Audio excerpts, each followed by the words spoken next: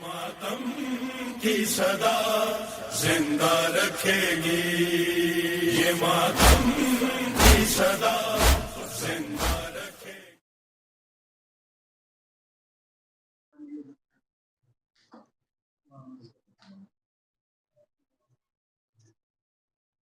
لا حول ولا قوة إلا بالله العلي العظيم. أعوذ بالله من الشيطان الرجيم.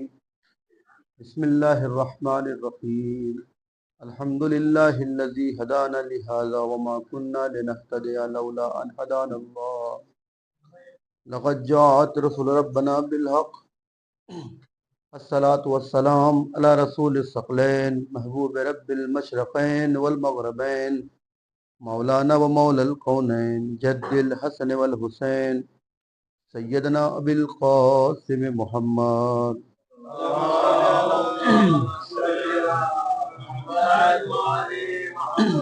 وآلہ الطیبین الطاہرین المعصومین المظلومین ولعنۃ اللہ علی اعدائہم ومنکر فضائلہم ومصیبتہم وشجاعتہم وسخاوتہم اجمعین من الآن الی قیام یوم الدین. اما بعد وقد قال الامام الحسین علیہ الصلاۃ والسلام بسم اللہ الرحمن الرحیم انی لم اخرج اشرا ولا بطرا ولا مفسدا ولا ظالما وانما خرجت لطلب الاصلاح فی امت جدی. صلوات بر محمد والے.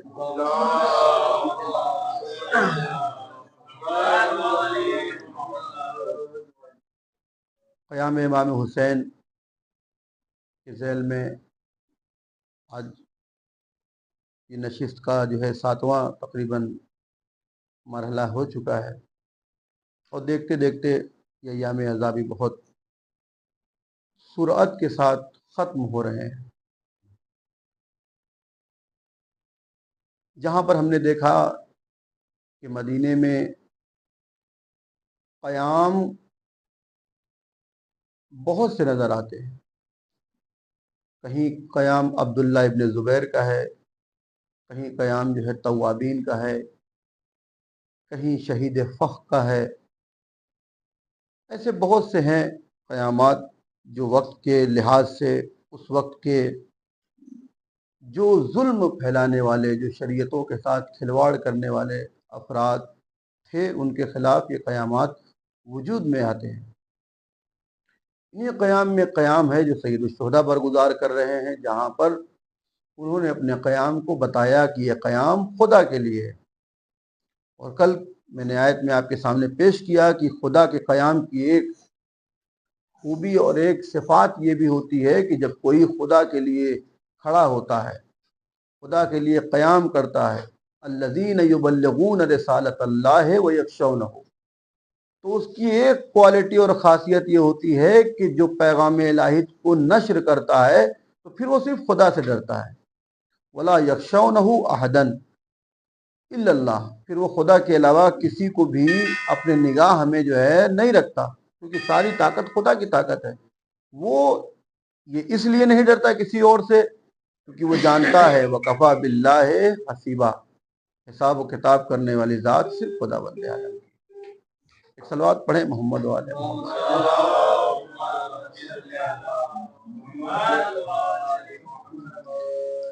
اور اس آیات کا جو ایک مصداق ہے، ایسے تو بہت سے مصداق ہیں، لیکن جو کربلا کے اس پورے قیام میں جو ایک عظیم مصداق ہے وہ خود امام سید سجاد ہے.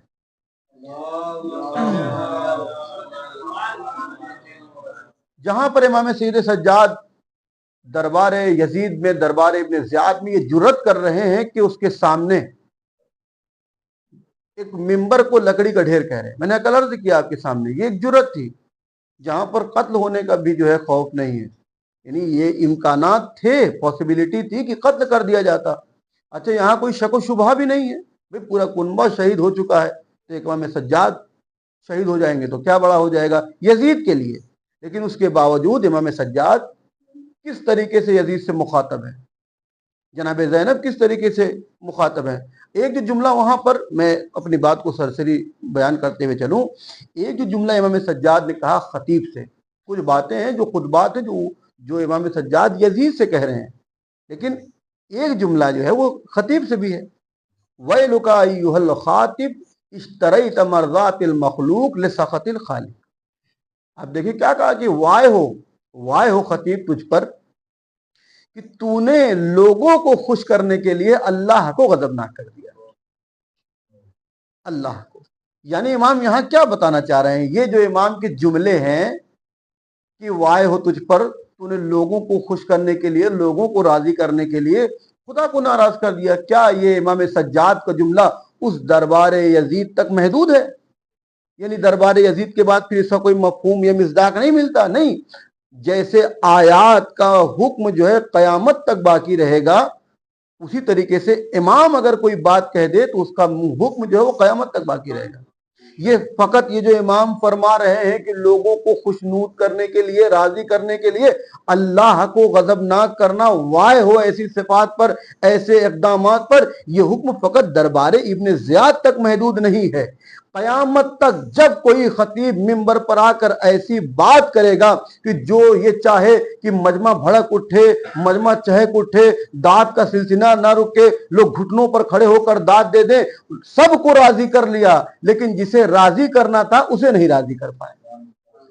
جو ذات کو حقیقتاً راضی کرنا چاہیے تھا، خدا کی ذات کو، سب راضی ہو گیا. پورا پلاوا کا مجمع خوش ہے، گھٹنے پہ کھڑے ہو کے داد دے رہا ہے، ارے کیا پڑھ دیا مولانا، کیا بیان کر دیا مولانا. لیکن اگر کوئی نہیں راضی ہے تو وہ خدا کی ذات ہے جو نہیں راضی ہے. تو یہ آپ کے لیے مولانا بڑے آدمی ہو گئے ہوں گے، لیکن امام سجاد کی نگاہ میں اسی خطیب کے جیسے ہیں جو دربار یزید کے دربار میں خطیب تھا. کوئی فرق. یہ امامہ پہ دھوکہ مت کھائیے، یہ امامے پہ دھوکہ نہ کھائیے کوئی بھی. یاد رکھیے اس منبر پہ وہی آئے جو آپ کو ایک ایسا پیغام بیان کرے کہ جو وہ پیغام آپ کو خدا سے قریب لے کر جائے، جو ترسیل احکام الہی ہو، جو ترسیل پیغام الہی ہو، پیغام الہی خدا کے نزدیک کرے. ایسا نہ ہو کہ کچھ ایسے بیان یہاں سے ممبروں سے دیے جائیں جذبات میں. جو مقصد تھا اس مجلسوں کا، اس قیام امام حسین کا، اس قیام عاشورہ کا، کہ یہ جو آنے والی نسل ہے، یہ جو حسینی ہونے کا دعویٰ کریں گے، ان کو خدا سے قریب کر دیا جائے. پتہ چلا یہ خطیب آیا، وہ اسی حسین کے نام پر آپ کو خدا سے دور کر بیٹھا. کیا ہوتا ہے نا، یہ فکر آتی ہے کہ جو ہے. اور آپ دیکھیں اس کا ہمارے خطبہ نے بڑی جو ہے عدالت سے کام نہیں لیا ہے، ظلم کیا ہے اس قوم کے ساتھ، جس قوم کو معراج پر ہونا چاہیے تھا. ارے آپ کے پاس توحید کا جو ہے سب سے بڑا جو ہے ذخیرہ ہے. توحید سے بڑی نعمت کیا ہے؟ نبوت سے بڑی نعمت کیا ہے؟ اس کے باوجود آپ کے پاس اہل بیت جیسی ذات تھی، جہاں ہم اپنے آپ کو زندگیوں کو سنوار سکتے، اس طریقے کے بندے بنتے جسے خدا ہم سے چاہتا ہے. لیکن ہمارے کچھ جوہلا، کچھ جاہل خطیبوں نے اس قوم کے مقدر کے ساتھ کھلواڑ کر دیا. ایسی جنتیں بانٹی گئی کہ نتیجہ آج یہ ہو گیا کہ نوجوان اس چیز کو سوچ رہا ہے کہ نماز زیادہ افضل ہے یا ماتم افضل ہے، عزاداری افضل ہے یا جو ہے اذان افضل ہے. اور آپ دیکھیں، میں معاشرے میں دیکھ لیجئے، جہاں ماتم داری شروع ہوگی ہر نوجوان سمٹ جاتا ہے اور خوب ماتم کرتا ہے، اور ہونا بھی چاہیے. لیکن جیسے ہی اذان ہوگی پھر اس کے بعد دیکھیے کتنے لوگ آتے ہیں. پھر آپ دیکھ لیجئے، یہ جو 100 لوگ ماتم کر رہے تھے، اذان کے وقت سے 20 لوگ، 25 لوگ، 50 لوگ آئے، باقی 50 لوگ ٹائم پاس کر رہے ہیں، گپے مار رہے ہیں، گوسپ کر رہے ہیں. آپ ان کو کیا کہیے گا؟ کیوں یہ نہیں آ رہے ہیں؟ ایسا نہیں کہ نماز کے منکر ہیں. آپ ان سے پوچھئے کہ نماز واجب ہے تو کہیں گے بالکل واجب ہے، اور نماز کے بنا کوئی چیز قابل قبول نہیں. بھائی آپ چھوڑیے مولوی کی بات، امام صادق علیہ السلام فرما رہے ہیں کہ سب سے پہلا سوال جب مرنے کے بعد انسان سے ہوگا، بندوں سے ہوگا، تو وہ ہے کس چیز کے بارے میں؟ وہ ہے نماز کے سلسلے میں. نماز کے سلسلے میں آپ کسی فورن کنٹری جاتے ہیں جب، تو ایئرپورٹ پہ سب سے پہلے یہ نہیں پوچھا جاتا کہ آپ کا لگیج کتنا ہے، آپ کیا کیا لے کے ٹریول کر رہے ہیں، کوئی ہارمفل چیز تو نہیں ہے. یہ سب بات کے مرحلے ہیں، اور شاید پوچھا بھی نہ جائے. یہ سب جو سب سے پہلا یہ سوال ہوتا ہے کہ پاسپورٹ دکھائیے، ویزا دکھائیے. یہی سوال ہے نا بھائی. آپ کو بھی پتا ہے کہ ایئرپورٹ پہ جانے کے بعد سب سے پہلا ہم سے یہی سوال ہوگا، تو یہ چیک کر لو جیب کی پاسپورٹ ویزا سلامت ہے یا نہیں ہے. تو آپ کو امام صادق فرما رہے مرنے، بھائی موت سے کس کو انکار ہے؟ کون ہے جو کہہ دے کہ مجھے موت نہیں آئے گی؟ ہر انسان کو موت آنی ہے بھائی. جب سفر پہ جا رہے ہو مہینے بھر کے لیے، سال بھر کے لیے، ایک ہفتے کے لیے، تو سامان بھلے چھوٹ جائے، ایئرپورٹ پہ کہا کہ آپ کا سامان جو ہے وہ زیادہ ہو گیا، جو 30 کلو کی وہ تھی لمٹ تھی، اس سے زیادہ ہے، آپ باہر پھینکیے، آپ پھینک بھی دیتے ہو، پیسہ ہے تو پے بھی کر دیتے ہو، کوئی کو نہیں. لیکن وہی کوئی کہتے نہیں اپنا پاسپورٹ پھینک دیجئے، وہ نہیں پھینکے گا، کیونکہ آپ کو پتا ہے کہ اس کے بنا تو یہ سفر ہی نہیں ہو پائے گا. تو جب ہر انسان کو پتا ہے کہ موت برحق ہے، کوئی ایسا نہیں ہے کہ جو زندہ ہمیشہ رہے گا، موت سب کو آنی ہے. اور آنے کے بعد سب سے پہلا سوال بھی کس چیز سے ہوتا ہے؟ وہ آپ کے اس نماز کے سلسلے میں ہے. لیکن اس نماز کی اہمیت، اس نماز کی ارزش ہمارے نوجوانوں میں کتنی کم پائی جاتی ہے؟ سب سے زیادہ کم. اور یہ دین ہے. میں شاید بہت جلدی اپنی بات میں اس موضوع پہ آنا نہیں چاہ رہا تھا، بہرحال سامنے آ گئی تو میں 2-4 جملے میں ختم کروں. ہمارے یہاں ابھی بچوں نے، ایک بچہ تھا ہمارا بھائی تھا، اس نے نیٹ کا ایگزام دیا، اور بھائی نے اس سے پوچھا کہ کیسا ہوا، تو اس نے کہا الحمدللہ بہتر ہوا، کہ بہت زیادہ تیاری بھی نہیں کی تھی لیکن بہتر ہو گیا. ایسے بہت سے لڑکے ہیں، بچے ہیں جنہوں نے نیٹ کا ایگزام دیا. لیکن اب آپ دیکھیں جنہوں نے جب پیپر لیک ہونے سے پہلے کتنی تیاریاں کی ہوگی. یہ جو چھٹی کے ٹائم چل رہے تھے نا کالجز کے، بیچارے چھٹی میں 20 گھنٹہ، 18 گھنٹہ، 15 گھنٹہ پڑھ رہے ہیں، نیٹ خراب کر دیا، اپنا سکون خراب کر دیا، کیا رشتہ داروں کی شادی، کیا جو ہے عزیزوں کی شادی، سب کچھ چھوڑ دیا، دنیا سے کٹ کے نیٹ کی تیاری کر رہے ہیں. اور پھر ہماری نکمی سرکار اسے لیک بھی کروا دے رہی ہے. انہوں نے اپنی محنت کیا کہ نہیں کیا؟ اس کے بعد پھر کیا ہوا؟ پھر دوبارہ ہوگا، پھر یہی بچے لگ گئے. حتیٰ کہ ہم ایسے بچوں کو بھی جانتے ہیں کہ جنہوں نے مجلسوں میں آنا چھوڑ دیا، اور بہت اچھا کیا، بہت اچھا. یہ کوئی اعتراض، وہ اشکال نہیں ہے. انہوں نے اس چیز کو سمجھا جو امام علی کا قول ہے، تعلیم پہ کام کیا. انہوں نے کہا مجلس کریں گے، غم حسین کا منائیں گے. یہ نہیں کہ آپ مجمع میں آئیے اور بیٹھے تبھی جو ہے مجلس مانی جائے گی، عزاداری مانی جائے گی. ایک انسان تنہائی میں بیٹھ کر حسین کی یاد میں ایک آنسو نکال لے، وہ بھی عزاداری ہے. یہ حقیقت عزاداری ہے. لہذا اپنے واجب فریضے کو انجام دیا، تیاری کیا، اور الحمدللہ خدا سب کو قبول فرمائے. کتنا سخت ہوا یہ امتحانات. اور آپ جانتے بھی ہیں کہ نیٹ جو ہے کوالیفائی کرنا، بیٹ کرنا اتنا آسان بھی نہیں ہے. ایسے بہت سے ایگزام ہیں اس دنیا میں کہ جن کو جو ہے نکالنا، اس کو بیٹ کرنا اتنا آسان نہیں ہے. اگر آسان ہوتا تو پھر اتنا بڑا مسئلہ ہی نہیں ہوتا. سخت ہے یا نہیں ہے؟ آپ ہر انسان کے اگر سخت ہے. لیکن آپ دیکھیں کہ سب سے سخت دنیا میں امتحان کون سا ہے؟ نہ نیٹ کا ہے، یہ سب دنیا بھی ہے. سب سے سخت امتحان انسان کی زندگی میں قبر والا ہے. قبر کا امتحان ہے، جہاں نہ کوئی سفارش چلے گی. یہاں تو آپ MLA صاحب سے سورس لگوا دیجئے شاید کام بن جائے. یہاں جو ہے آپ جو MP صاحب سے سورس لگوا دیجئے اور پرائم منسٹر تک آپ کی شاید رسائی ہو تو بہت سی چیزیں جو ہے چٹکیوں میں حل ہو جائے. شاید انہی لوگوں کی وجہ سے پیپر بھی لیک ہو گئے تھے. بھائی سورس ہے تبھی نہ ہے. لیکن قبر کا ایک امتحان ایسا ہے کہ اگر آپ کے والد صاحب آیت اللہ بھی ہوں، مرجع وقت بھی ہوں، یا خود مرجع وقت بھی ہو، تو وہاں کوئی سفارش نہیں چلے گی. کتنا سخت امتحان ہے. لیکن اس امتحانات کے سوالات کیا ہیں وہ دیکھیے. ایک چھوٹا سا بچہ جب گود میں ہوتا ہے تو ہی وہ سوالات آؤٹ ہو جاتے ہیں. ایک نیٹ کے پیپر کو آؤٹ ہونے پہ کتنا بوال ہو گیا. جنتر منتر پہ جو ہے کاکروچ پارٹی جو ہے دھرنا دیے بیٹھی ہے کہ جو ہے استعفیٰ دیا جا رہا ہے، کمپین چل رہا ہے پورا سوشل میڈیا پہ. جبکہ آپ دیکھیں کہ جو اللہ نے سب سے سخت امتحان بنایا ہے اس کا پیپر بچپن میں ہی ماں کی آغوش میں آؤٹ ہو جاتا ہے. ہر بچے کو پتا ہے کہ قبر میں کیا پوچھا جائے گا. ایک صلوات پڑھے محمد والے محمد پر. آپ لوگ تھوڑا آگے آ جائیں، تھوڑا آگے آ جائیں تاکہ جگہ مل جائے.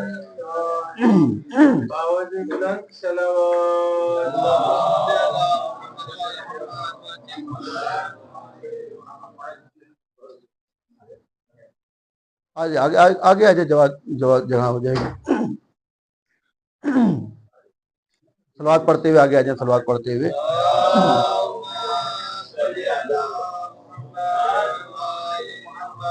تو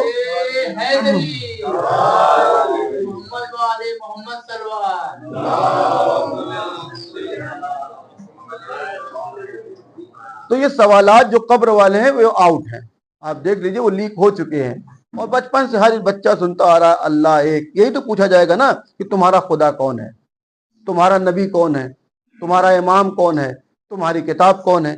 یہ بچے بیٹھے ہوئے ان سے پوچھ لیجئے، یہ بتا دیں گے کہ خدا کون ہے، کتاب کیا ہے، امام کون ہے، نبی کیا ہے۔ بھائی اتنا بڑا امتحان اللہ نے قبر کا رکھا ہے کہ جہاں پر وہ امتحان طے کرے گا کہ جنت میں جانا ہے یا جہنم میں جانا ہے، عذاب کا مرتکب ہونا ہے یا نعمتوں سے جو ہے سرشار ہونا ہے۔ جب سب کچھ کلیئر ہے کہ جنت کی حوروں سے استفادہ کرنا ہے، نہروں سے استفادہ کرنا ہے، دودھ کی جو ہے نہریں دیکھیے، شہد کی نہریں دیکھیے، یا ایک طرف جو ہے آگ کے گولے برس رہے ہیں، یہ ساری چیزیں پتا ہے نا آپ کو، اس کے باوجود سوال آؤٹ ہے، خدا کیا ہے، کون ہے، کتاب کیا ہے، نبی کون ہے، امام کون ہے، ہر بچہ جانتا ہے۔ تو پھر بتائیے یہ کیسے مان لیا جائے کہ اتنے عظیم اور سخت امتحان کا سوالات یہ ہے، جبکہ روایت بتاتی ہے کہ یہی سوالات ہیں، سوالات یہ ہوں گے، پھر یہ کیا معاملہ ہے؟ حقیقت یہ ہے کہ اس دنیا میں بہت سی چیزیں ہم زبان سے صرف کہتے ہیں، ہمارے وجود میں نہیں ہے، ہمارے وجود میں نہیں ہے۔ ہم اس دنیا میں زبان سے کہتے ہیں کہ ہمارا خدا اللہ ہے، ایک ہے، لیکن عمل میں ہم جو ہے کبھی دولت کے سامنے جھک رہے ہیں، کبھی شہرت کا سجدہ کر رہے ہیں، کبھی جو ہے چیزوں، ہر چیز دنیاوی چیزوں کا، دنیاوی شہرت کا، دنیاوی عزت کا، دنیاوی چیزوں کے لیے ہم اپنی پیشانی کو جھکا رہے ہیں۔ تو اب بتائیے زبان پر تو ہمارا خدا وہ ہے کہ یہ پیشانی صرف خدا کے سامنے جھکے گی، لیکن حقیقت میں کیا ہے؟ دولتوں کے سامنے سجدہ ہے، شہرت کے سامنے سجدہ ہے۔ یہی حال امام کا ہے، یہی حال نبوت کا ہے۔ مان رہے ہیں کہ نبی پیغمبر ختم مرتبت ہیں، مان رہے ہیں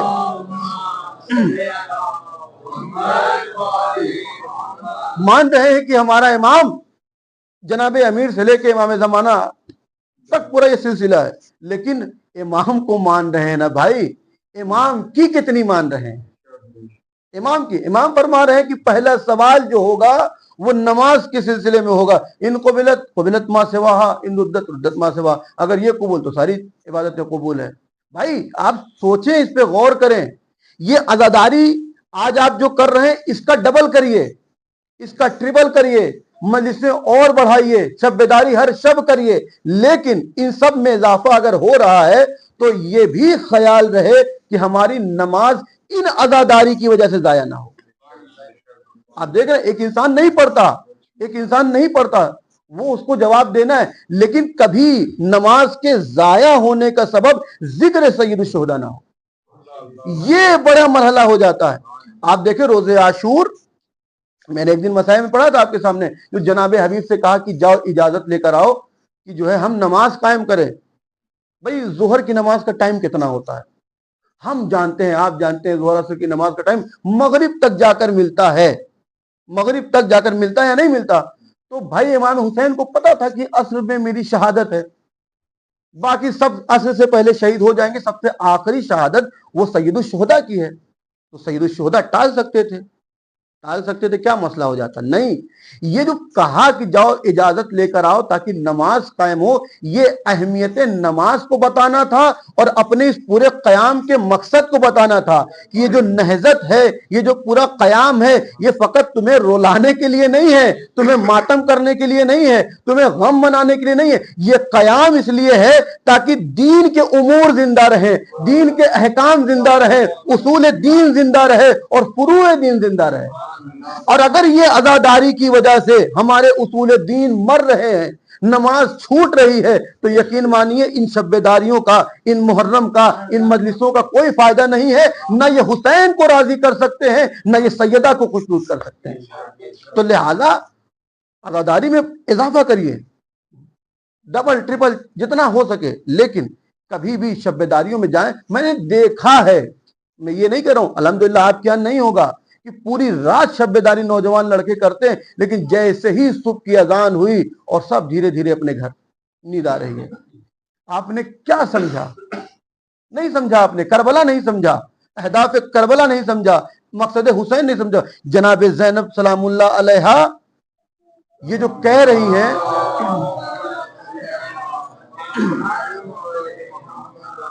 پڑھا جاتا ہے نا مصیبت میں بھائی جان، کہ جناب سیدہ 11 محرم کو امام سجاد نے پوچھا کہ پھوپھی اماں آپ بیٹھ کر کیوں نماز پڑھ رہی ہیں؟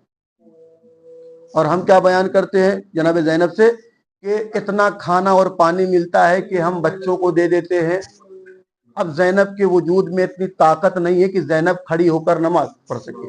ہم نے کیا سمجھا اس سے کہ جناب زینب اپنی کمزوری کو بتا رہی ہے دنیا کو۔ ہماری مشکل یہی ہے کہ ہم نے کربلا کی مصیبتوں کو صرف مصیبت سمجھا۔ جناب زینب اپنی کیا بتا رہی کہ ہم کھانا نہیں کھا رہے ہیں یا ہم پانی نہیں پی رہے ہیں، کمزوری آ گئی؟ نہیں، جناب زینب بتا رہی ہیں کہ کوئی بھی مصیبت، کوئی بھی غم، کوئی بھی غم، کوئی بھی مصیبت زینب کو نماز سے نہیں روک سکتا۔ یہ پیغام ہے۔ وگرنہ آپ سوچئے یہ خاندان اگر نعوذ باللہ معاذ اللہ جناب زینب شام غریبہ کو نماز چھوڑ دیتی تو دنیا میں تو یہ اور ہوتا کہ ارے بتاؤ اتنی مصیبت ہوئی کہ جناب زینب سے نماز قضا ہو گئی، اتنی مصیبت ہوئی۔ ہم لوگ کہتے نا ارے آج اتنا بزی تھے کہ نماز بھول گئے، آج اتنا بزی تھے کہ جو نماز چھوٹ گئی، تو سامنے والا کہتا کہ ہاں یہ واقعاً بڑے بزی تھے آج۔ تو جناب زینب کے غم کو اور اندازہ لگایا جا سکتا تھا کہ اتنا غم تھا کہ جناب زینب جیسی ذات سے نماز چھوٹ گئی، لیکن نہیں، کوئی تاریخ نہیں کہتی چھوٹنا تو دور، بی بی کی ایک نماز بھی قضا نہیں ہو رہی ہے۔ اور حتیٰ کی روایت میں ملتا ہے کہ نماز شب تک کو بی بی نہیں چھوڑ رہی ہے۔ یہ جو امام حسین آخری وصیت کر رہے ہیں کہ لا تنسینی فی صلاۃ اللیل، یعنی نماز شب میں فراموش نہ کرنا۔ ارے بھائی ہمارے یہاں میت ہو جاتی ہے نا تو واجب ہی ادا ہو جائے بڑی بات ہے۔ باپ کا جنازہ رکھا ہے اور پھر نماز واجب جو ہے وہی ہم پڑھ لیں، یہی بڑی بات ہے۔ کیسے پڑھیں؟ جنازہ بھی گھر میں پڑا ہوا ہے، مہمانوں کا آنا جانا لگا ہوا ہے، رشتہ دار آ رہے ہیں، کفن دفن کا انتظام ہو رہا ہے۔ آپ دیکھیں یہی چیزیں ہیں نا، کیسے کیسے بہانوں سے ہم خدا کو بھول جا رہے ہیں۔ ایک مردے کو، اپنے باپ کی میت کو ہم خدا کی بارگاہ میں پیش کر رہے ہیں، اس کو دفنا کے خدا کے پاس ہی تو بھیج رہے ہیں، اور پھر خود خدا کو بھول کے بیٹھے ہوئے ہیں۔ یہ عجیب مذاق ہے اسلام، یہ ہمارے امت کے ساتھ یہ عجیب مذاق ہے۔ آپ دیکھیں میت پڑی ہوئی ہے، خدا بھول گئے، کفن دفن کرنا ہے، نماز چھوٹ گئی۔ جناب زینب سلام اللہ علیہا سے کہا لا تنسینی فی صلاۃ اللیل، یعنی حسین جانتے تھے کہ کتنے بھی غم کے پہاڑ ٹوٹ جائیں، واجب نماز تو دور کی بات، زینب اس خاتون کا نام ہے جو نماز شب کو بھی نہیں چھوڑ سکتی۔ اور یہ نماز شب کو حسین نے اپنی عزاداری بنا، جناب زینب نے حسین کی عزاداری بنا دیا۔ یہ باتیں میرا واقعاً مقصد نہیں تھا، لیکن یہ جو اہداف کربلا اپنی جگہ، اہداف عزاداری بھی ایک بڑا مسئلہ ہے۔ یہ ہمارے نوجوان بھائی یہ سمجھیں کہ ہم عزاداری کیوں منا رہے ہیں، اس فرش عزا پر کیوں بیٹھے ہوئے ہیں، یہ کس کا غم منا رہے ہیں؟ اس کا غم منا رہے ہیں جس نے اپنے 18 سالہ جوان علی اکبر کو قربان کر دیا۔ 6 مہینے کا وہ بچہ، اللہ اس کو سلامت رکھے، طولانی عمر عطا کرے، ایک ہلکی سی چوٹ بھی آ جائے گی نا اس کا باپ تڑپ جائے گا، لیکن حسین ابن علی کے ہاتھوں پہ 3 پھل کے تیر سے جناب علی اصغر شہید ہو گئے۔ یہ ایک باپ کے لیے آسان تھا؟ ایک باپ ہو کے سوچئے، ایک باپ ہو کے سوچئے۔ ہمارے یہاں جوان کا لاشا نکل جاتا ہے جنازہ، جو کہ بیمار ہو کے بھی اگر مر گیا تو باپ کو دور ہی رکھا جاتا ہے کہ بھائی ضعیف باپ برداشت نہیں کر پائے گا۔ وہاں حسین ابن علی میدان کربلا میں علی اکبر جیسے جوان کے سینے سے برچی کھینچ رہے ہیں۔ 6 مہینے کا بچہ اس تیر سے شہید ہو رہا ہے جس سے بڑے جانور شکار کیے جاتے ہیں۔ اس کے باوجود بھی کیا ہے؟ چہرے پر کوئی اداسی نہیں ہے، چہرے پہ کوئی شکست نہیں ہے۔ کیوں؟ کیونکہ پتا ہے کہ یہ جو جوان کی قربانی ہے، یہ 6 مہینے کے بچے کی جو قربانی ہے، یہ جو بہنوں کی اور بیویوں کی جو بے ردائی ہے، یہ سب کس لیے؟ تاکہ اسلام زندہ رہے، دین جو ہے زندہ رہے۔ یہی امام سجاد یہ جرأت پیدا کر رہے ہیں۔ یہ قیام آسان نہیں ہے۔ آج کیوں حسین کا نام زندہ ہے؟ کیونکہ حسین نے جو قربانی پیش کیا ہے، اگر انسان ایک قربانی کو، جو 18 قربان کیے، 72 قربان کیے، ایک قربانی کو انسان صرف اپنے اوپر لا کر سوچ کے دیکھے، اپنے اوپر لا کے ایک کیا تھا نبی نے، وہ نبی ہے زکریا۔ मैंने अर्ज किया था कि यहिया की दुआ क्यों मांगी, ताकि उस गम को महसूस कर सके जो हुसैन पर मुसीबतें टूटेगी और पैगंबर महसूस करेंगे। उस दर्द को महसूस करने के लिए फकत एक यहिया मांगा था, एक यहिया। और यहां हुसैन न जाने कितने यहिया कुर्बान कर रहे हैं। ये आसान नहीं था। इमाम सज्जाद ऐसी शहादतों को देखकर दरबारे यजीद में कह रहे हैं क्या कि खिताबत ये नहीं है कि आपको दीन से दूर कर दिया जाए, खुदा से दूर कर दिया जाए। लिहाजा इन मिंबरों की जिम्मेदारी फकत उलमा की नहीं है, फकत जो है पढ़ने वालों की नहीं है, हर एक सुनने वालों की है कि आप ऐसी चीज सुने जो बयान, जो कलमात, जो जुमलात, जो मतालिब आपको खुदा से करीब करे, ना कि खुदा से दूर कर दे। ऐसा ना हो कि हुसैन के गम में सब कोई माफी नहीं है। आप देखें, फिर इमाम ने बताया कि मैं जा रहा हूं इस मिंबर पर और मैं ऐसी बातें करूंगा फतकल्लमु फीहिन्न रजा, कि मैं ऐसी बातें करूंगा कि जिसमें रज़ात इलाही हो। अच्छा, ये तो इमाम की बात। अभी हम कहें कि हम ऐसी बात करेंगे जिसमें खुदा की रज़ात होगी, तो कहेंगे मौलाना ये तो आपका फायदा है कि आप ऐसी बात करेंगे कि अल्लाह राजी हो जाए, हमारा क्या फायदा है। इमाम ने वहां भी बताया कि क्या करना है। फअतकल्लमु फीहिन्न रज़ा, मैं ऐसे कलमात को अदा करूंगा, ऐसी बातें करूंगा जिससे खुदावंदे आलम राजी होगा। वलहाउलाइल जुल्सा फीहिन्न रज़ा, और सिर्फ ये मेरी रजा, मेरे लिए, मेरे कलमात में रज़ात इलाही नहीं होगी, इन सुनने वालों के लिए भी जो है ऐसी बातें होंगी कि जिससे खुदा राजी होगा। और आप देखें फिर पूरे खुतबे को इमाम सज्जाद ने बयान किया। वहां पर एक जुमला कहा, अय्युहन्नास ऊतीना सित्ता व फुज़्ज़िलना सबा, कि खुदा वंदे आलम ने हमें 6 चीजें अता किया है और 7 चीजों पर फजीलत अता किया है। उसमें क्या कहा, ऊतीना अल इल्म वल हिल्म वश्शुजाअ वस्समाहा वल फसाहा। ये इमाम सज्जाद बता रहे हैं कि शुजाअत अल्लाह ने फकत हमें अहले बैत को अता किया है, इल्म फकत अल्लाह ने हम अहले बैत को अता किया है, समाहत, फसाहत, फसीहुल लहजा अगर कोई दुनिया में है तो फकत अहले बैत है। अच्छा, आप देखें भी असहाब रसूल जितने भी हैं, असहाब रसूल जितने भी हैं, अगर आप उनको देखें, उनकी रवायत और उनकी अहादीस को, तो कोई भी रिवायत या अहादीस इंसान के पेट से ऊपर नहीं गई है।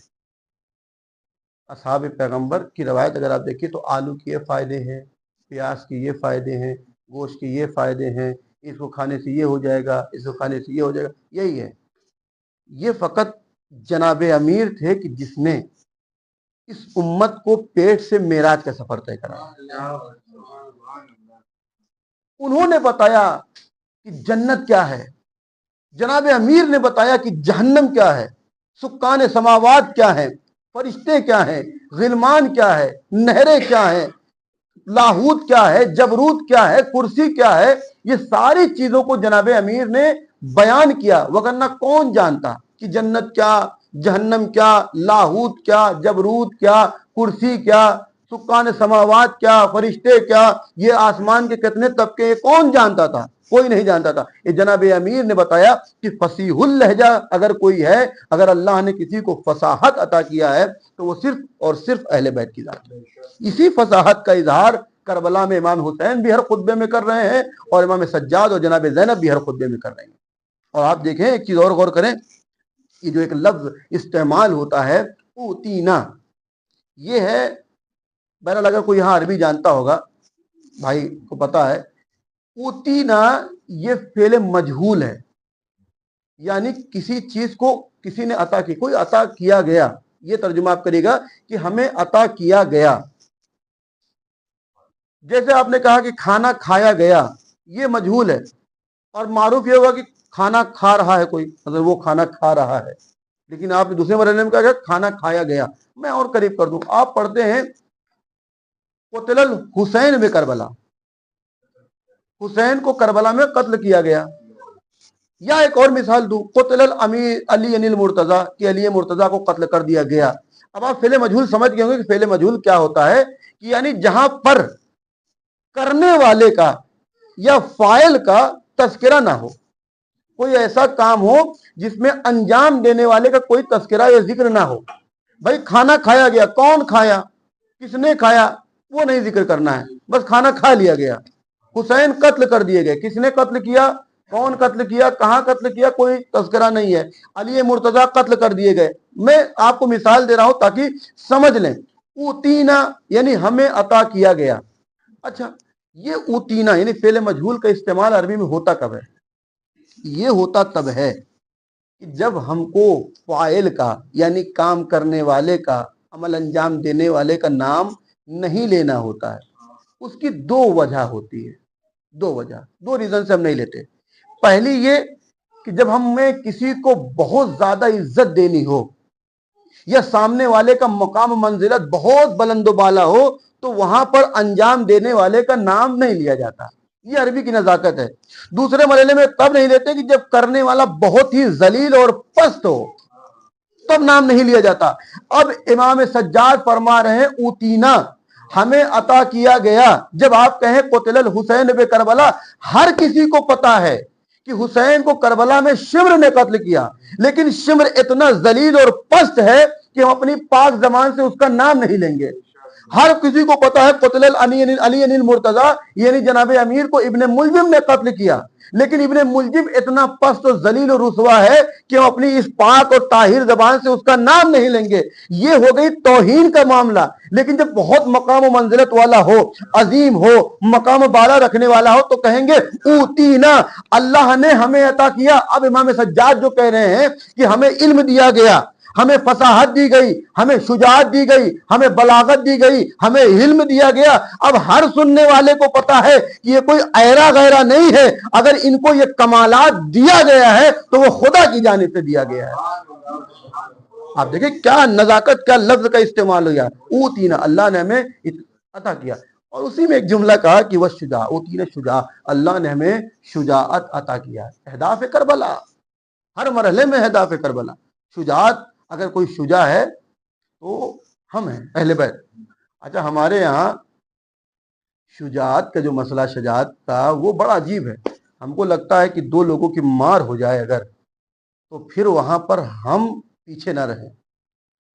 اگر سامنے والے نے ایک تماچا مارا ہے تو ہم دو ماریں گے تب ہم بہادر مانے جائیں گے۔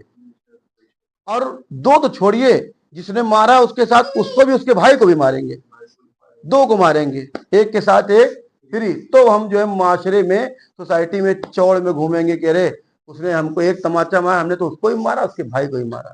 یہ ہماری شجاعت ہے، یہ ہماری بہادری ہے۔ لیکن اہل بیت والی شجاعت الگ، جو اہل بیت نے بتایا وہ شجاعت الگ، جو نفس کے سامنے کبھی نہ ہارے وہ شجاع ہے، جو اپنے نفس کے سامنے کبھی شکست نہ کھائے وہ حقیقت میں شجاع ہے۔ اسی لیے روایت میں کہا جاتا ہے کہ ظالم اگر اپنی حلال کمائی سے بھی اگر آپ کو کوئی تحفہ دے تو اس کے تحفے کو قبول مت کرو۔ ہمارے یہاں بڑا مسئلہ ہے، ہمارے لوگ جسٹیفائی کر دیتے فوراً، چلے اس کا ٹھیک ہے وہ برا کاروبار ہے، لیکن یہ جو اس نے دیا ہے یہ اس نے حلال طریقے والی کمائی سے دیا ہے۔ ٹھیک ہے، امام فرما رہے حلال کمائی سے بھی ہے نا، حلال کمائی سے بھی ہے، لیکن اس کے طرف سے کوئی ہدیہ اور تحفہ بھی اگر دیا جائے تو اسے قبول مت کرو، کیونکہ وہ ظالم ہے۔ کیوں؟ اگر تم نے وہ تحفہ قبول کر لیا، وہ گفٹ قبول کر لیا، وہ ہدیہ قبول کر لیا، تو یہ تمہاری شجاعت ہے، کب بزدلی میں بدل جائے گی تمہیں احساس بھی نہیں ہوگا۔ یہ امام فرما رہے ہیں کہ تمہاری شجاعت کب بزدلی میں تبدیل ہو جائے گی وہ احساس بھی نہیں ہوگا۔ 5000 کا گفٹ لے لیا اب ہم نے، اب کیسے ہم اس کے اوپر سوال اٹھائیں، کیسے اپنے اوپر اس کے اوپر سوال کریں، اس کے کام پہ سوال اٹھائیں، نہیں بول سکتے۔ کیوں؟ کیونکہ یہ ہماری زبان کو اس 5000 کی گفٹ نے باندھ رکھی ہے۔ یہ امام بیان کر رہے ہیں۔ آپ دیکھیں کربلا میں جتنے لوگ آئے تھے، جتنے لوگ بھی تھے، اکثریت سب ایسی تھی جو میں نے آپ سے کہا نا کہ سب حسین ابن علی کو پہچانتا تھا، سب حسین ابن علی کو جانتا تھا۔ پھر کوئی کیوں حسین کے نہیں ساتھ آ رہا ہے؟ کیونکہ کوئی حکومت رہ کے لیے خاموش ہے، کوئی فلاں چیز کے لیے مال و زر کے لیے خاموش ہے، کوئی مال غنیمت کے لیے خاموش ہے۔ یہ جو لالچ اور تحفے کے جو لالچ یزید اور ابن زیاد نے دیا تھا، لہذا لوگ پہچان نہیں سکے کہ حق کدھر ہے اور باطل کدھر ہے۔ بزدلی وجود میں آ جاتی، بزدلی۔ اس کی سب سے بڑی مثال آپ دیکھیں، ایک صلوات پڑھے محمد والے محمد پر، پانی پلائیے.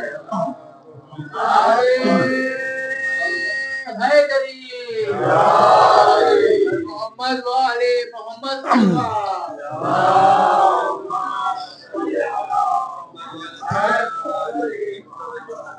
دیکھیے میرے پاس زیادہ وقت بھی نہیں ہے کیونکہ مجھے جانا بھی ہے. بہرحال میں بہت جلدی جلدی اپنی بات ختم کروں. انور بھائی کو بھی جو ہے ناراض نہیں کیا جائے گا. ایک اور صلوات پڑھے محمد والے محمد پر.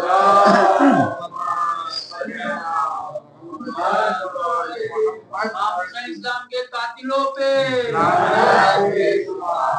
محمد والے محمد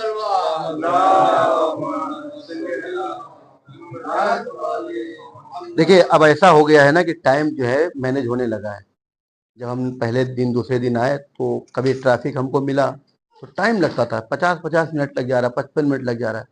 پھر ایک ہمارے بندے خدا اللہ ان کو سلامت رکھے، انہوں نے ہم کو ایک درس دیا، اور واقعاً ہم نے 2 سال کی زندگی میں بامبے میں کبھی کیا نہیں تھا. کہا مولانا رانگ وے آیا کریے، رانگ وے آیا کریے. تو پہلے دن تو ڈر لگا اور ہم پھر اس کے بعد سے رانگ وے ہی آنے لگے. تو اب جو ہے ٹائم بچنے لگا ہے، تو لہٰذا یہ ٹائم رانگ وے میں مینج کر لے، بس آپ کا اشرا سکون سے ہو جائے. یہی ہے کہ رانگ وے تب تک، اس کے بعد تو پھر خیر. آپ دیکھیں کہ شجاعت بزدلی میں کیسے بدلتی ہے. صفوان جمال کا واقعہ سب نے سنا ہے. اونٹوں کا کاروباری تھا، اونٹ کرائے پہ جاتا تھا لوگ سواری کرنے کے لیے. جیسے آج آپ سمجھ لیں بامبے میں بڑی آسان مثال کہ کسی کے پاس 10-20 ٹیکسی ہو اور ٹریول ایجنسی چلا رہا ہو کہ لوگ بکنگ کر رہے ہو، ٹیکسی ادھر ادھر بھیج رہا ہے نا. ہوتا ہے یہاں بھی کاروبار، کوئی مسئلہ نہیں، کوئی مسئلہ نہیں، کوئی مشکل نہیں ہے، کوئی مشکل نہیں. تو صفوان کا اس دور میں یہی کام تھا، کیونکہ اس دور کی ٹیکسی اور بس وہی اونٹ، وہی ٹریول ایجنسی جو ہے اونٹ ہوا کرتے تھے. تو صفوان جمال کے پاس سینکڑوں اونٹ ہوا کرتے تھے. تو اس دور کا جو بادشاہ تھا ہارون رشید، اس نے صفوان جمال سے 100 اونٹ تقریباً لیے تھے کرائے پہ، تاکہ وہ حج پر جائے، حج پہ جائے. آپ غور کریں کہ تجارت کیا ہے، شجاعت کیا ہے، تعلیمات اہل بیت کیا ہے. یہاں اگر ہمارے پاس 10 ٹیکسی ہو اور کوئی کرپٹ آدمی بھی نیتا الیکشن میں جان نہیں ہے، نیتا فراڈ ہے، اس کے اوپر کرمنل چارجز ہیں، یہ مرڈر ہے، اس کے اوپر الگ الگ طرح کے چارجز ہیں، لیکن نہیں بھائی ہمارے پاس جو 20 ٹیکسی ہے اس نے پورے 2 مہینے کے لیے بک کر رکھا ہے. اب 2 مہینہ ہم کو ٹینشن نہیں ہے، ہماری ٹیکسی بکنگ میں لگی ہوئی ہے، دبا کے پیسہ آئے گا، ڈیزل بھی ان کا، اور 2 مہینے بعد یہ عالم ہو جائے گا کہ ہم 5 ٹیکسی اور نکالیں گے. یہی ہے نا، یہی بزنس ہے، یہی بزنس ہے، تجارت یہی ہے. تو صفوان جمال کو سے 100 اونٹ تقریباً ہارون رشید نے لیا. کہاں کے لیے؟ پرچار الیکشن کا کرنے کے لیے نہیں، حج پہ جانے کے لیے، حج پہ جانے کے لیے. اچھا میں کبھی کسی دن آپ کو مجلس میں سناؤں گا وہ جو حج کا واقعی بڑا قیامت ہے.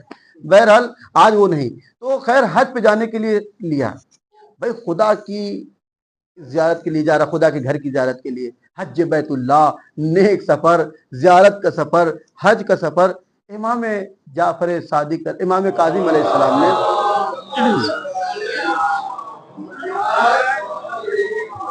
امام کاظم علیہ السلام نے بلا لیا صفوان کو. کہا کہ سنا ہے کہ تو نے ہارون کو جو ہے 100 اونٹ دیے ہیں کرائے پر. تو کہا ہاں مولا صحیح سنا آپ نے. کہنا امام نے کہا کہ یہ ظلم ہے، ظلم ہے. کہا مولا یعنی گنہگار تو بھی ہے؟ تو امام نے اس نے کہا کیسے؟ کہا کیا تو نہیں چاہتا کہ ہارون رشید صحیح سلامت حج کرے اور حج کرنے کے بعد زندہ اور صحیح سلامت پلٹے تاکہ تجھے تیرا اونٹ واپس کرے اور تجھے اجرت دے، کرایہ دے؟ کہنا بالکل چاہتا ہوں مولا، ایسا ہی ہو. بھائی 100 اونٹ داؤ پہ لگے ہیں، صحیح سلامت پلٹ جائے، میرا اونٹ مجھے مل جائے، اس کی اجرت مل جائے، کرایہ مل جائے. کہا یہی کہ ظالم کی زندگی کی ایک لمحہ تمنا کرنا بھی انسان کو ظالم بنا دیتا ہے. ایک لمحہ تمنا کرنا انسان کو ویسے ہی ظالم بنا دیتا ہے.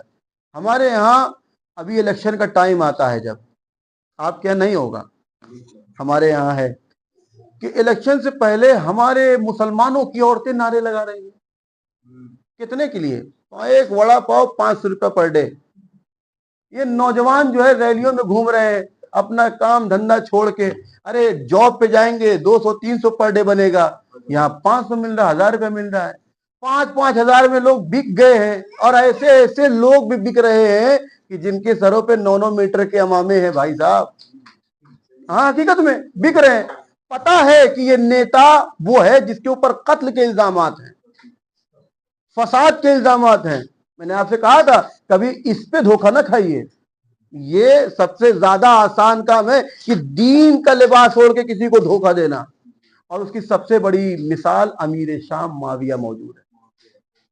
سب سے بڑی مثال یہ جو حکومت اور خلافت اس نے کیا ہے. بہرحال موضوع پہ ادھر نہیں جانا ہے، وہ صرف دین کے نام پہ کیا ہے. لوگوں کو لگتا تھا بڑا دیندار ہے. تو آپ نے عرض کیا کہ کیسے کیسے نوجوان نعرے لگا رہے ہیں، فلاں زندہ باد، فلاں زندہ باد. وہاں ریپ کا چارج، وہاں اس کا چارج، کوئی فرق نہیں پڑتا. پیسہ مل رہا ہے، ڈیلی کی ارننگ ہے. کام پہ کیا جا کے اپنا گرمی میں لوکل میں جو دھکے کھائیں. لیکن آپ دیکھیں ظالم کی حمایت، ظلم کرنے والے کی ایک لمحہ بھی زندگی انسان کو اس کے ظلم میں جو ہے حصے دار بنا دیتی ہے. ہمیں ظالم کی مخالفت کرنا. پھر صفوان نے کیا کیا؟ گیا ہارون رشید کے پاس کہ بھائی ایسا ہے کہ میں اونٹ نہیں دے پاؤں گا. کیوں؟ کہا وہ جو ہے دھندا بدل رہا ہوں. اور روایت کا تاریخ نے لکھا کہ پورا دھندا ہی بند کر دیا صفوان جمال نے. پورا دھندا ہی چینج کر دیا. آپ سوچئے ایک اتنا بڑا تاجر سینکڑوں اونٹ جو ایک آدمی کو کرائے پہ دے رہا ہے تو اس کے پاس کتنے اونٹ ہوں گے نہیں پتا. سینکڑوں 100 اونٹ تو ایک آدمی کو دے رہا ہے کرائے پہ. کیا کہ یہ امام نے جب متوجہ کرایا تو اس نے کیا کہ اس گناہ سے بچنے کے لیے پورا اپنا کاروبار بدل لیا. اور کیسا بدلا کہ ہارون کو پتہ بھی چلا. کہہ رہا ایسا ہے کہ مجھے پتا ہے کہ کہنے لگا اب نہیں سنبھلتا، اب عمر ہو گئی ہے، لہذا اب سب بیچ رہا ہوں، بدل رہا ہوں. تو ہارون نے کیا کہا کہ مجھے پتا ہے کہ تم جو ہے کیوں بدل رہے ہو. یہ ہے امام کاظم کے کہنے پر. یاد رکھو صفوان، اگر میرا تمہارا اپنا رشتہ نہ ہوتا، تعلقات نہ ہوتے تو ابھی یہی قتل کر دیتا. آپ دیکھ رہے یعنی ظالم کی مخالفت یہ نہیں ہے کہ ایک ظلم ہو رہا ہے تو ہم یہاں 4 آدمی بیٹھ کے اس کو جو ہے اس پہ بات کریں. نہیں یار غلط کیا ہے، نہیں ہونا چاہیے تھا ایسا. یہ انہوں نے سنا 4 آدمی سنا، بات ختم. یہ مخالفت نہیں ہے. مخالفت ایسی ہونی چاہیے کہ ظالم کو بھی پتا چلے کہ ہاں یہ میرا مخالف ہے. یہ مخالفت ہونی چاہیے. اس کے خلاف کھڑے تو اس سے بھی تو پتا چلے. اور یاد رکھیے ظالم کی مخالفت یہی سب سے اچھا طریقہ ہے کہ ظالم آپ کا مخالف ہو جائے. کیونکہ اگر وہ آپ سے محبت کر رہا ہے تو پھر کہیں نہ کہیں کمی آپ کے اندر بھی ہے. امام کی تعلیم، کربلا کی تعلیم، اہل بیت کی تعلیم یہ. امام سجاد یہی فرما رہے اوتینا الشجاع، اللہ نے ہمیں شجاعت عطا کیا ہے، ہمیں بہادری عطا کی ہے. ہم بولیں گے کہ کیا کرنا ہے، ہم بتائیں گے کہ کہاں. یہ کربلا میں آپ دیکھیں شجاعت کا مرحلہ، ایک سے ایک شجاعت کے مناظر موجود ہیں. اور میں اپنی باتوں کو انشاءاللہ پھر آگے بیان کروں گا. اس کی سب سے بڑی مثال وہ کربلا ہے کہ جہاں شجاعت کے ایسے ایسے نمونے انسان دیکھتا ہے کہ محو حیرت ہے پوری دنیا. یہ آسان نہیں تھا. ایک جنازہ انسان کو توڑ دیتا ہے بھائی، ایک جنازہ. لیکن روایت کہتی ہے کہ جیسے جیسے قریب ہوا حسین کی شہادت کا ٹائم، وقت قریب ہوتا رہا، حسین کے چہرے پر اطمینان اور اعتماد میں اضافہ ہی ہوتا گیا. یہ اطاعت، یہ اطمینان، یہ حوصلہ صرف تب آ سکتا ہے کہ جب اللہ کے لیے ہم اپنا کام رکھیں. ہمارا ہر عمل اس کی رضاعت وہ خدا بند عالم ہونا چاہیے، انسان نہیں. آپ ہم سے پسند کرو نہ کرو کیا فرق پڑتا ہے، لیکن اگر ہماری اس چیزوں کو، ہمارے عمل کو خدا نے پسند کر لیا بس وہ ہمارے لیے اہم ہے. اور یہی شجاعت، چونکہ شجاعت کا تذکرہ ہے، بہادری کا تذکرہ ہے. شجاعت میں نے کہا نا کہ یہ نہیں کہ اس نے ایک مارا تو ہم 4 مارے. نہیں، شجاعت حقیقت میں ہے اطاعت. اطاعت اپنے امام کی، اپنے وقت کے امام کی اطاعت شجاعت ہے. خدا کے حکم کی اطاعت شجاعت ہے.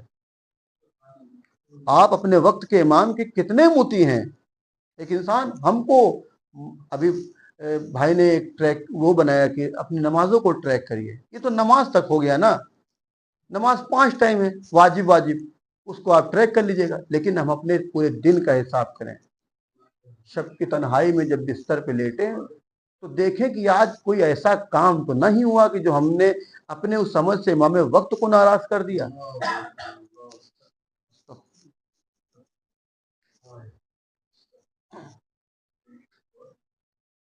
اور کربلا میں اس کی سب سے بڑی مثال ابو الفضل عباس، جس کو بچپن سے بتایا گیا. پہلے تو جناب امیر نے دعا کیا کہ ایک ایسے گھرانے میں شادی ہو کہ جس سے شجاع بیٹا پیدا ہو جو کربلا میں میرے حسین کے کام آئے. قبیلہ بنی قلاب میں جناب امیر کا عقد ہوا، عباس جیسا بیٹا پیدا ہوا. اب بچپن سے اس بچے کو بتایا جا رہا ہے کہ دیکھو تم کربلا کے لیے ہو، تم حسین کے لیے ہو، تم کربلا کے لیے. 4 محرم، 2 محرم کو والد یہ قافلہ ہو چکا ہے کربلا میں. 4 محرم کو بی بی زینب نے خیموں کے باہر ایک شور سنا. آپ اس جملے کو ذہن میں رکھیے گا کہ جناب عباس کو ہمیشہ یہ کہا گیا کہ تم کربلا کے لیے. جناب جنگ صفین اگر آپ لوگوں نے پڑھی ہوگی تو جنگ صفین میں ایک رات ہے لیلۃ الحریر. جناب عباس کی کیا عمر رہی ہوگی؟ بچپنا تھا، کم سنی تھی. پوری رات جناب عباس جنگ صفین میں جنگ کیے ہیں، پوری رات، اور کسی کو پتہ ہی نہیں چلا کہ یہ کون ہے. سب کو لگا کہ جناب امیر جنگ کر رہے ہیں. پڑھیں آپ، نظر آئے گا آپ کو. بہرحال خیموں کے سامنے 4 محرم کو ایک شور اٹھا. فضہ کو جناب زینب نے بھیجا کہ جاؤ ذرا دیکھو کیا ماجرا ہے. فضہ پلٹ کے آتی ہے، کہتی ہے کہ شہزادی باہر فوج آئی ہوئی ہے اور وہ یہ کہہ رہی ہے کہ اے حسین اپنے خیموں کو آپ فرات کے قریب سے ہٹا لیجئے اور فرات کے دور جا کے نصب کریے. اللہ اکبر. اس منظر کو شاید آپ تصور کر سکے. کہا اپنے خیموں کو دور ہٹائیے. اور عباس کو جلال آ چکا ہے. جلال کا عالم یہ ہے کہ ماتھے سے جو ہے پسینہ جاری ہے، تلوار آدھی نیام سے نکلی ہوئی ہے، اور عباس نے ایک زمین پر خط کھینچ دیا ہے شہزادی، اور کہہ رہے ہیں کہ کس کی ماں نے دودھ پلایا ہے کہ وہ اس خط کو پار کر دے. اللہ اکبر. ابھی کربلا ہے نا، ابھی تو جسے بتایا جا رہا تھا کہ تم کربلا کے لیے ہو، کربلا کے لیے لو، ابو بہادر کربلا میں ہے. خط کھینچ دیا عباس نے، خط کھینچ دیا کہ کس کی ماں نے دودھ پلایا ہے کہ وہ اس لکیر کو، اس خط کو پار کر جائے. ایک مرتبہ جناب شہزادی نے فضہ سے کہا فضہ جاؤ عباس سے کہو کہ بہن زینب نے بلایا ہے. اللہ اکبر. فضہ آتی ہے اور کہنا عباس سے کہ اگر عباس تم نہ آئے تو زینب باہر آ جائے گی. لو ابھی آپ سنو روایت سنو. جناب زینب اور جناب عباس کی درمیان کے ارتباط کو سمجھیے. جیسے ہی فضہ نے جا کر کہا کہ عباس شہزادی نے بلایا ہے اور کہا ہے کہ اگر تم نہ آئے تو زینب آ جائے گی، ہاتھوں کو جوڑ کر جناب عباس خیمے میں آئے اور کھڑے ہو گئے. یہ ہے اطاعت، یہ ہے شجاعت. اللہ اکبر. پھر حکم امام ہوا کہ خیمے کو پیچھے کر لیا جائے. اب کوئی روایت نہیں کہتی کہ عباس نے اس لکیر پہ ابھی بھی ڈٹے رہے. حکم امام ہوا، حکم حسین ابن علی ہوا، خیمے سارے پیچھے کر لیے گئے. اللہ اکبر. انہی کربلا کے ایام میں، انہی کربلا میں شب عاشور جب آئی ہے تو کچھ خواتین آئی ہیں جناب زینب کے پاس. اللہ ہماری بہنوں کی جو ہے چادروں کی محافظت کرے، پردے کو سلامت رکھے. کچھ بیویاں آئی ہیں جناب زینب کے پاس، کہتی ہے شہزادی کل ہمارے والی و وارث شہید ہو جائیں گے، کل سب مارے جائیں گے، بس آپ ہماری چادروں کی ذمہ داری لے لیجیے. جناب زینب کے جملے ہیں تمام بیویوں کے. تمام بیویاں گروہ کے ساتھ آئی تھی. ام لیلہ کو یہ افسوس نہیں ہے، یہ پرواہ نہیں کہ میرا اکبر مارا جائے گا، ارے فروا کو یہ پرواہ نہیں کہ میرا قاسم مارا جائے گا، رباب کو یہ فکر نہیں ہے کہ میرا اصغر مارا جائے گا. نہیں، سب کو ایک فکر ہے اکبر مارا جائے، اکبر شہید ہو جائے، اور محمد شہید ہو جائے، سب کچھ ہو جائے، لیکن اے بی بی اتنی ذمہ داری لے لو کہ ہماری چادریں نہ لوٹی جائیں، ہماری چادریں نہ چھینی جائیں. جناب زینب نے تمام بیویوں کو لیا اور آئی ہیں ایک خیمے میں جہاں عباس تھے، اور عباس سے کہتی ہیں اے عباس، ان بیویوں کا کہنا ہے کہ ان کی چادروں کی ذمہ داری لے لیے جائے. एक मर्तबा हाथों को जोड़कर जनाब अब्बास कहते हैं, शाहजादी जब तक आपका ये गुलाम जिंदा है किसी की मजाल नहीं है कि बीवियों के पर्दे पे हाथ बढ़ा दे, बीवियों की चादरों की तरफ हाथ बढ़ा दे। अल्लाह अकबर। ये जुमला जनाब अब्बास ने कहा।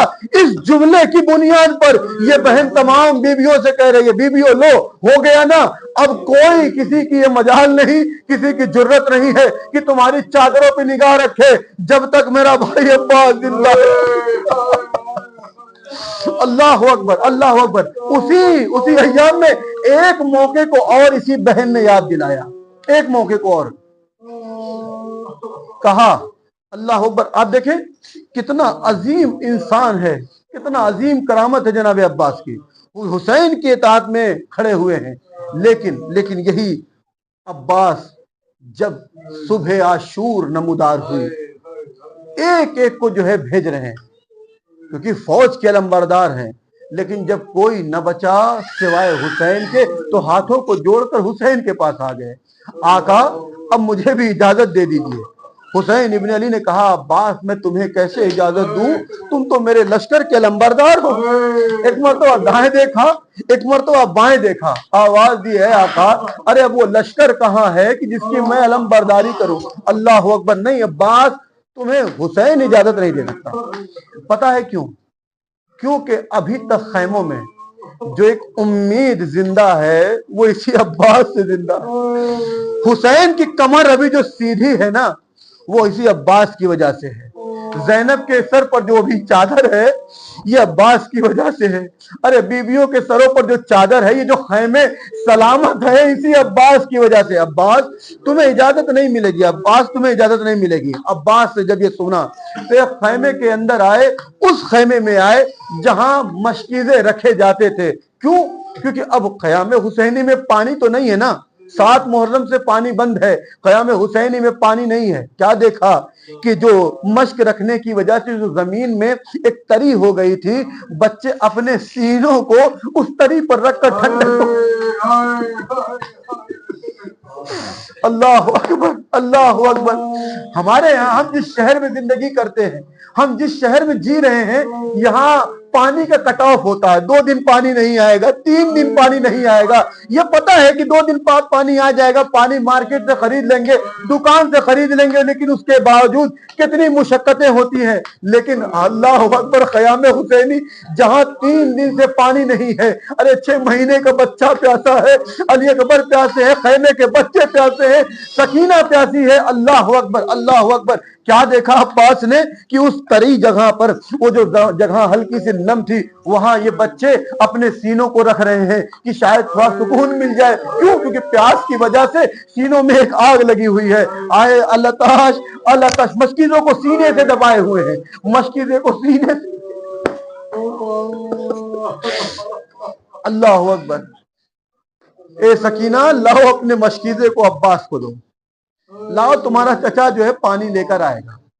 मशकीजे को लिया, मशकीजे को लिया। मुझे पता है आप थक चुके हो, लेकिन याद रखो ये जिंदगी की कोई जमानत नहीं है। नहीं पता कौन हम में से अगले साल जिंदा है, कौन होगा जो अब्बास का ये आगम मनाएगा, कौन होगा जो इस मजलिस में जिंदा रहेगा। लेकिन अपनी हर मजलिसों को अपनी आखिरी मजलिस समझ के किया जाए। ये आखिरी अय्याम है, दिल भर के गिरिया करिए। सैयदा को हमारे आंसू बड़े सुकून देते हैं।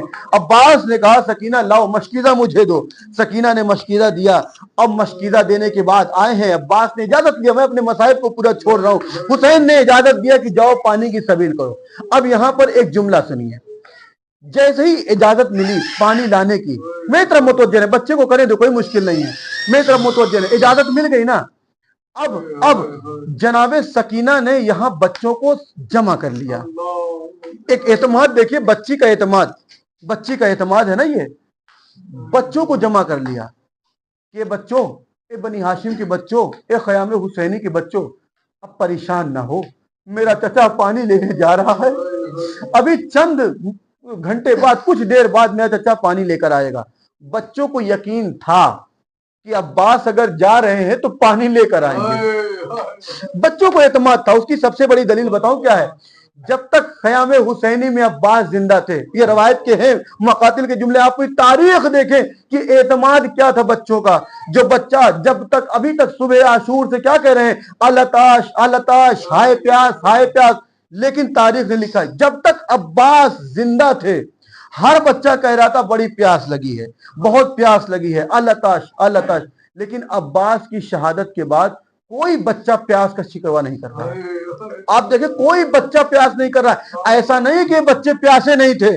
اگر پیاسے نہ ہوتے تو کوفے پہنچ کے ام حبیبہ کے گھر پر پانی نہ مانگتے. اگر پیاسے اہل حرم نہ ہوتے تو جناب زینب بیٹھ کے نماز نہ پڑھتی. یہ بیٹھ کے نماز پڑھنا, یہ بچوں کا کوفے میں پانی مانگنا بتا رہا ہے کہ ان کی پیاس ابھی بھی باقی ہے. لیکن اب عباس کی شہادت کے بعد کوئی بچہ پانی کا تذکرہ نہیں کر رہا ہے, کوئی بچہ التش نہیں کر رہا ہے. کیوں؟ کیونکہ سب کو پتا ہے کہ جو پانی لانے والا تھا وہ دریا کے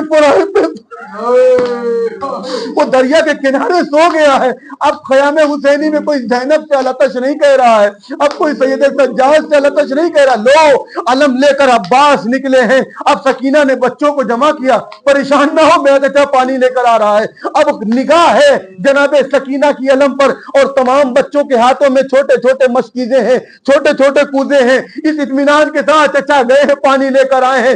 سکینہ علم کا حال بتا رہی ہے کہ بچوں ارے علم فرات پر پہنچ گیا ہے, علم فرات میں داخل ہو گیا ہے, فرات سے باہر آ گیا ہے. لو خیام حسینی کی طرف میں چچا آ رہا ہے. لیکن کیا دیکھا کہ اچانک علم بائیں جانب لڑکا. سکینہ کا دل بیٹھ گیا. پھر علم سیدھا ہوا, پھر علم سیدھا ہوا, آگے بڑھا, پھر بائیں جانب لڑکا, پھر سکینہ کا دل بیٹھ گیا. لیکن اللہ اکبر, اب یہ کیا ہوا وہ آپ کو پتا ہے کہ کبھی دائیں جانب دائیں بازو کٹا, کبھی بائیں بازو کٹا, سر پہ گرد لگا, ارے مشکینہ چھدا. نتیجہ یہ ہوا کہ آخر میں جیسے ہی علم کبین پر گرا, علم ٹھنڈا ہوا. کربلا کے جتنے بھی شہید تھے نا, جب کوئی گھوڑے سے گرا ہے تو سب نے کہا ہے اے آقا ہماری مدد کو آؤ, اے حسین ہماری مدد کو آؤ, اے مامو ہماری مدد کو آؤ, چچا جان ہماری مدد کو آؤ. لیکن یہ واحد شہید تھا کہ جب زمین پر گرا ہے تو اس نے مدد کے لیے حسین کو نہیں بلایا. اے آقا میرا آخری سلام قبول کرو. اے عباس ارے علی اکبر کی طرح بلاؤ, ارے اولو محمد کی طرح بلاؤ, ارے حبیب کی طرح بلاؤ, حور کو بڑا بلاؤ. عباس جانتے تھے کہ میرا آقا صبح سے لاشیں اٹھا اٹھا کر اتنا چور ہو گیا ہے کہ اب حسین کو ایک قدم کی زحمت نہیں دینی ہے. اللہ اکبر. عباس کو پتا تھا کہ عباس کی شہادت سے حسین کی کمر ٹوٹے گی, اسی لیے شہادت عباس پر کیا جملہ کہا, یا اخی الان ان کسرا ظہری. عباس تیری شہادت نے حسین کی کمر توڑ دیا. اللہ اکبر. آقا غلام کا آخری سلام قبول کرو. اب مجھے نہیں معلوم اس کمر ٹوٹنے کے ساتھ حسین کس طریقے سے عباس کے جنازے پر پہنچے. میں نہیں بتا سکتا کہ حسین کس طریقے سے عباس کے قریب پہنچے ہیں.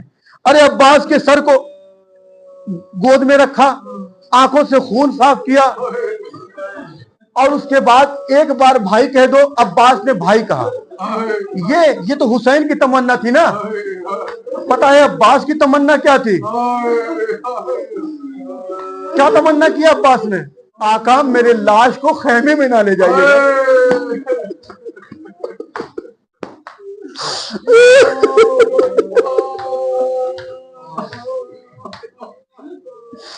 جب جناب عباس رخصت کے لیے آئے تھے نا, بس ایک مرحلہ آپ کے سامنے بیان کر دوں, خدا ہر بہن کے بھائی کو سلامت رکھے.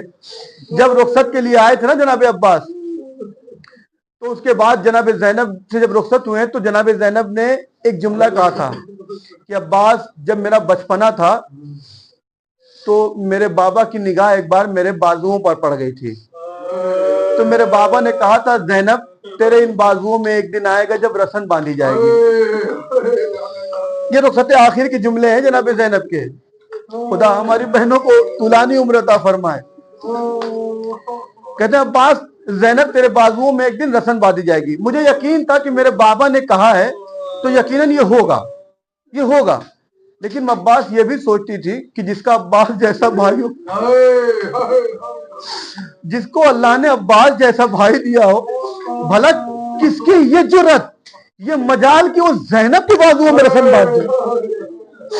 لیکن عباس جب آج تم اجازت لینے آئے ہو، اب زینب کو یقین ہے کہ اب عنقریب زینب کے بازوؤں میں رسن باندھ دی جائے گی. لو عباس آقا میرے لاش کو خیمے میں نہ لے جائیے گا. یقیناً شرمندہ ہے عباس، اسی لیے کہ ہر جنازہ خیمے میں آیا ہے، بیویوں نے ماتم کیا ہے. کربلا کا یہ واحد جنازہ ہے جو خیمے میں نہیں آیا ہے. اللہ اکبر اللہ اکبر. علم کو حسین نے اٹھایا، خیمے میں آئے اور اس بچی کو دے دیا جو ابھی تک انتظار میں تھی، جو بچوں سے کہہ رہی تھی کہ اے سکین، اے بچوں پریشان نہ ہو، میرا چچا آئے گا. جیسے ہی علم کو دیکھا، بھائی حسین کی بیٹی ہے، فوراً سمجھ گئی کہ میرے چچا کے ساتھ کیا ہوا ہے. دیکھا تھا نا اس نے کہ صبح سے جو بھی گیا ہے وہ پلٹ کر نہیں آیا ہے. اکبر گیا مارا گیا، علی اصغر گیا پلٹ کے نہیں آیا، کوئی بھی پلٹ کے نہیں آیا. مجھے نہیں پتا اللہ آپ نے تاریخ میں جناب سکینہ کی محبت کتنی تھی وہ آپ نے سنا ہے. کس طریقے سے اس بچی نے کس قدر اس عباس کی شہادت کو برداشت کیا ہے، کوئی خطیب بیان ہی نہیں کر سکتا، کوئی تاریخ لکھی نہیں سکتی. بس اتنا اندازہ لگا لو کہ سکینہ کو کتنی تکلیف تھی عباس کے جانے سے. اتنا اندازہ لگا لو کہ عباس کی شہادت کے بعد اس بچی نے کبھی التش نہیں کہا.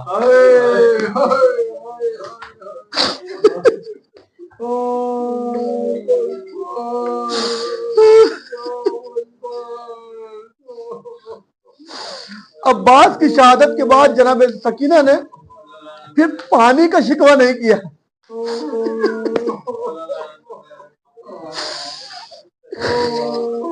علم خیمے میں آ گیا، بس آخری منزل ہے میں تمام کر رہا ہوں. علم خیمے میں آ گیا، جناب زینب نے اس علم کو لیا اور ایک مرتبہ تمام بیویوں کو جمع کیا اور جمع کرنے کے بعد کہا، اے بیویوں، میں نے تم سے شب عاشور ایک وعدہ لیا تھا کہ تمہاری چادریں سلامت رہے گی، تمہارا پردہ سلامت رہے گا. اے بیبیوں، آج علی کی بیٹی میں اپنی ضمانت کو واپس لیتی ہوں، کیونکہ جس کی بات پہ میں نے ضمانت لیا ہے وہ میرا شہر فرات کے کنارے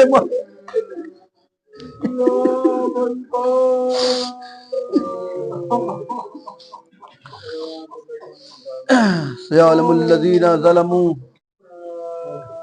أي منقلب ينقلبون ربنا تقبل منا انك انت السميع العليم. پروردگار ہماری اس مختصر سی عبادت کو قبول فرما. پروردگار ان آنسوؤں کا واسطہ جہاں کہیں بھی شیعان حیدر کرار ہیں سب کی جان مال عزت و آبرو کی حفاظت فرما. پروردگار ان آنسوؤں کا واسطہ ہم میں جو بھی بے اولاد ہیں سب کو جلد از جلد اولاد نرینہ عنایت فرما، جو مریض ہیں شفاء کاملہ عنایت فرما. پروردگار امام زمانہ کے ظہور میں تعجیل فرما اور ہم کو ان کے اعوان و انصار میں شمار فرما. آپ حضرات سے گزارش ہے کہ ایک مرتبہ سورہ ہم 3 بار سورہ توحید کی تلاوت فرما کر مرحوم حور علی عبداللہ بھائی وکیل، فضیلہ بنت عبداللہ بھائی، شیرین بنت عبداللہ بھائی وکیل، عقیل یونس بھائی، حیدر علی عبد الحسین، طاہرہ بنت رضا حسین، زینب بنت حیدر علی کی روح کو ایصال فرما دیں.